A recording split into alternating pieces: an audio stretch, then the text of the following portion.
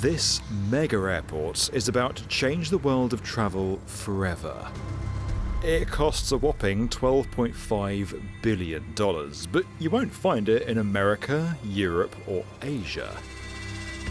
Over in East Africa, Ethiopia has begun work on the biggest aviation project in the continent's history. While places like Cairo International and OR Tambo are well-established hubs welcoming 20 to 30 million passengers each year, Bishoftu Airport will soar above those figures. Forget 30 million. Ethiopia's new hub is preparing for a staggering 110 million travellers every year. That's millions more than Heathrow, Istanbul, Dubai, or even Hartsfield-Jackson. It's literally preparing to become the busiest airport we've ever seen. Africa has one of the world's fastest growing aviation markets. You might even go as far to say it's taking off. Now, for a bit of context, within the industry, one of the key ways of measuring growth is airline capacity, which basically boils down to the number of seats being flown. If an airport can increase its capacity by opening up more slots or welcoming bigger planes, then it's a sign that things are on the up. And in Africa, those stats are on a serious upward trajectory. Between May 2025 and May 2026, airline capacity for the continent rose by 6.7%, which is around 24 million seats. During the same period, airline capacity in Southeast Asia grew by 1.7%. Europe saw a 2% increase, and worldwide, the average was just 1%. So 6.7% is huge. Over the next 20 years, Africa's aviation market is forecast to grow by more than 4% year on year. The market's rife with long-term opportunity. Hundreds of millions more passengers are set to take to the skies over the coming decades. And that's not a coincidence. Agenda 2063 is a 50-year blueprint to transform Africa into a global powerhouse. The plan aims to, amongst other things, improve infrastructure and visa-free travel across the continent for its citizens. Several nations are already easing entry rules to boost tourism and increase intracontinental travel. In fact, some countries no longer ask African citizens to hold a visa at all. Now, there's huge evidence of this working elsewhere, such as in the Schengen area. But as demand and airline capacity increases, the travel hubs need to grow in tandem. As things stand, only 19% of intra-African routes feature direct flights. And if you look across the continent, there's no real hub. North America has Hartsfield-Jackson, Europe has Heathrow, South America has Gwalius, Asia has Dubai International, and Oceania has Sydney Airport. Kind of really is time that Africa had a giant of its own. And it'll definitely need one key controversial amenity: public airport Wi-Fi, which, as a verified airport dad myself, I know is a big no-go area. They're open networks, also known as a literal gold mine for people trying to hack my data. And there's already a world of fake data on me out there as it is. We've all seen the horror stories of people being scammed or having their identities stolen. I literally got a spam call today because my details were contained in a data leak.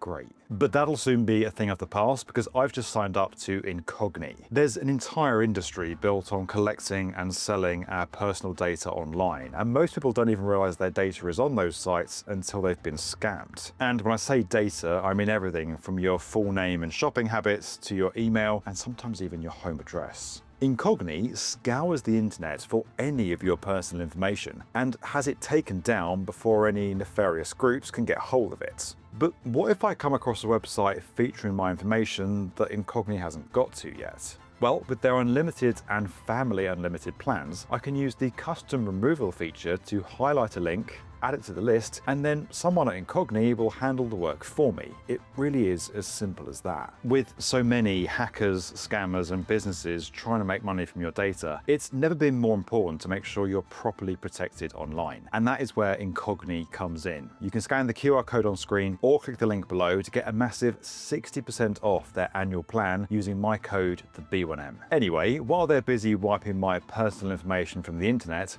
Please ensure your seat back is in the upright position, your tray table is stowed, and your window blind is open, because we're about to land back in Ethiopia. Bishoftu Airport is about more than just creating a massive travel hub that's envied around the world. There's an element of practicality at play. Ethiopia's current key hub is Addis Ababa Bole International, which welcomes more than 20 million passengers each year. But while that's an impressive number in its own right, similar to Tampa International or Budapest, Addis Ababa Bole is set to hit capacity within the next few years. So to retake Ethiopia's reputation in the aviation market to the next level, it needs to substantially redevelop its existing airports. And that's a problem.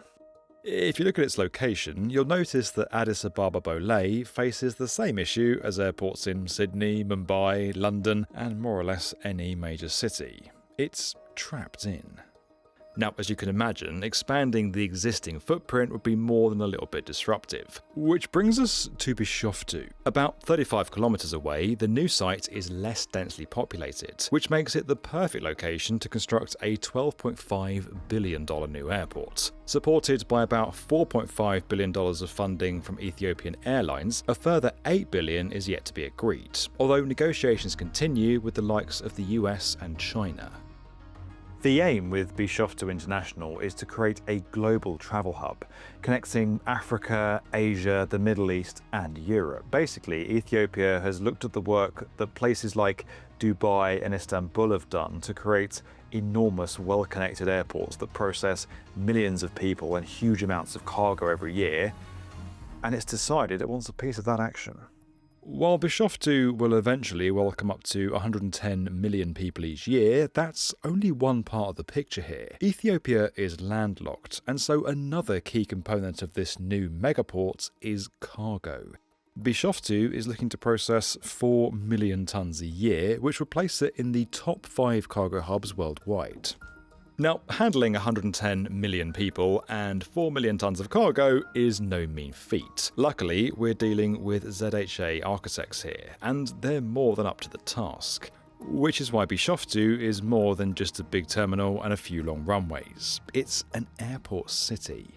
That means that on top of the airport, they're building hotels, retail spaces, offices, cargo processing facilities, and the obvious travel components that are key for an airport to be, well, you know, an airport.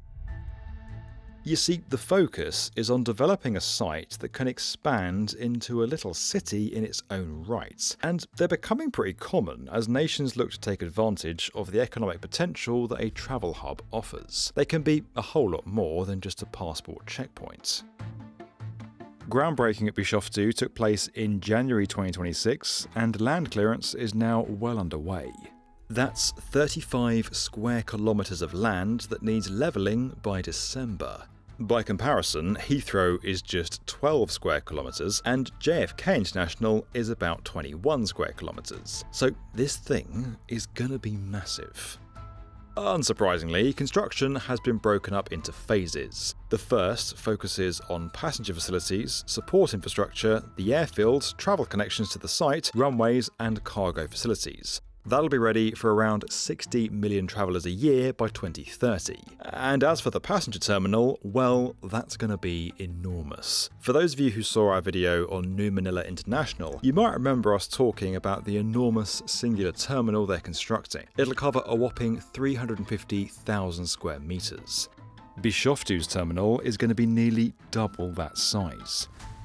Each facet draws inspiration from Ethiopia's landscape, culture and climate. For instance, the terminal facilities and piers will be connected through a central spine referencing the Great Rift Valley, which cuts through the country near Bishoftu. That spine is intended to enhance efficiency, slashing transfer distances between gates.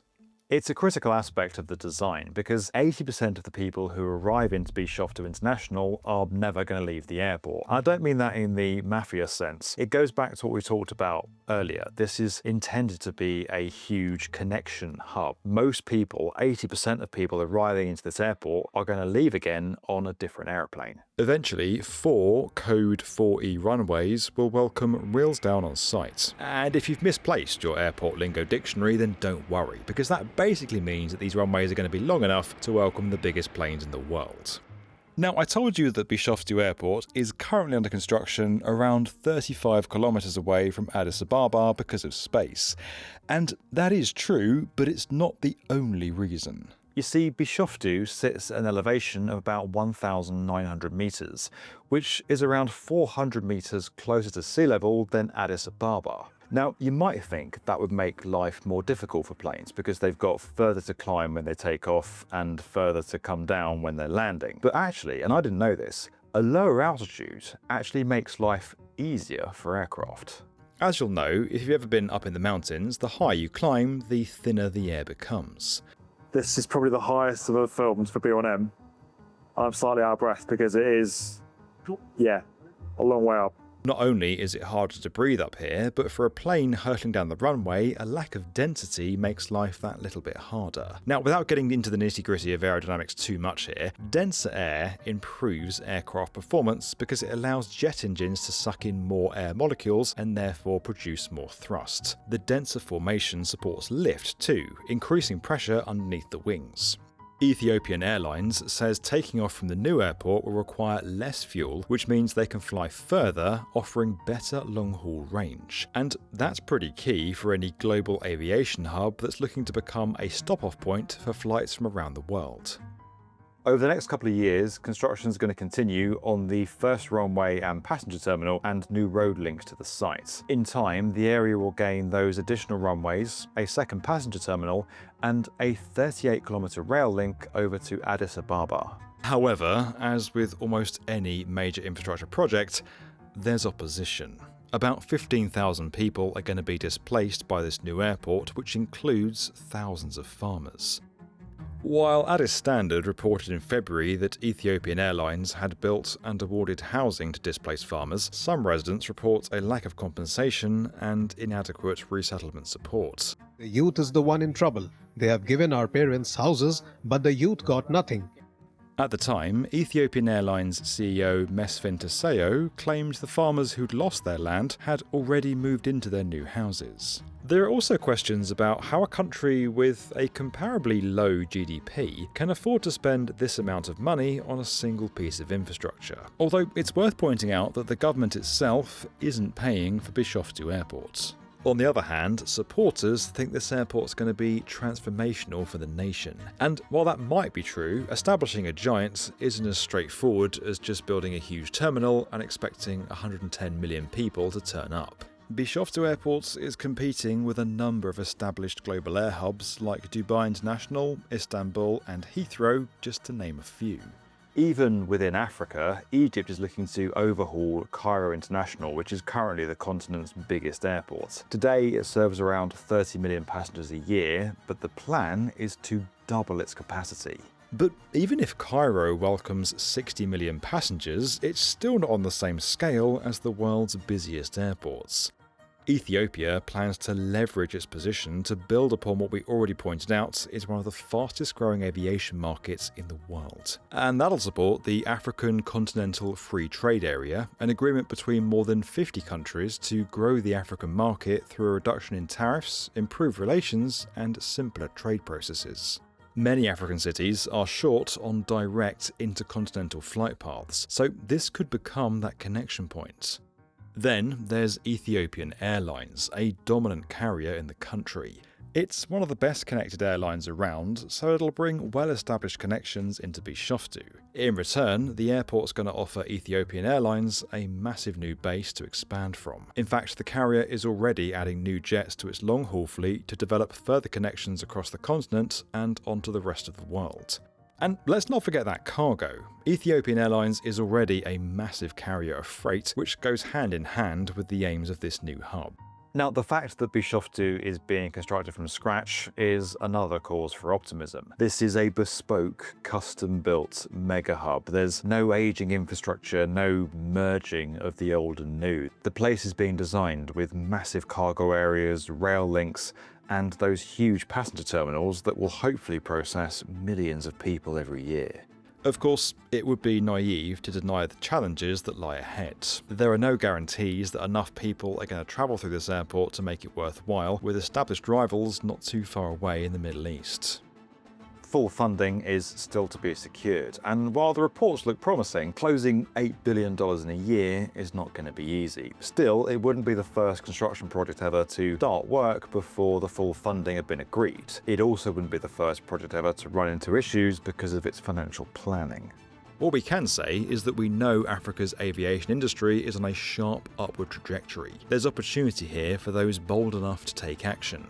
And given the promising early signs, don't be surprised if in years to come you find yourself sitting in an airport lounge in Bishoftu while you wait for your connecting flight. This video was sponsored by Incogni. Don't forget that you can get a massive 60% off their annual plan using my code, the B1M. Just scan the QR code on screen or head to the link in the video description.